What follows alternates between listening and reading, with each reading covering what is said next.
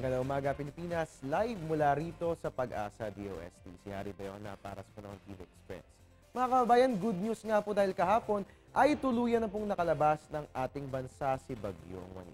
Sa ngayon, ang tanging umiiral po sa ating bansa ay ang mahinang hanging habagat, partikular po yan na nakaapekto dyan po yan sa Luzon. Kaugnay yan ang aasahang lagay ng panahon para sa araw na ito mga kababayan. Dito nga po sa atin sa Metro Manila, ganun din po yan sa may Ilocos Region, ganun sa Cordillera, Cagayan Valley, ganun din sa Mimaropa, and at the same time sa Western Visayas, and at the same time dyan po yan sa Davao Region, makakaasa po tayo ng cloudy skies na may light to moderate rain showers or thunderstorms, habang dito po sa atin sa titirang bahagi naman nating bansa, asahan natin ang partly cloudy skies na may isolated rain showers or thunderstorms. At dahil wala na si Bagyong Waning, ayon kay Pag-asa Weather Forecaster Joey Figuracion, asahan ng gradual improvement sa lagay ng panahon dito po yan sa may extreme northern Luzon.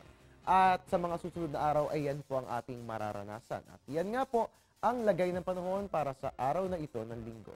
Magbabalik ang Panahon TV Express makalipas ang sampalan. Air 21, sagot ko ang padala mo. Talaga lang ha? Ito, kaya mo? Engagement ring, para sa pangga ko. Sagot ko, sir. Siguradong makakarating kagad sa pangga nyo. Pangga ko! Talaga, ha? Ito, kaya mo? Ha? Sagot ko, sir. Kahit ano, kahit paano. Air 21, sagot ko ang padala mo. At mga kababayan, i-synchronize ang inyong mga orasan sa Philippine Standard Time. Ngayon nga po ay 7:33 ng umaga.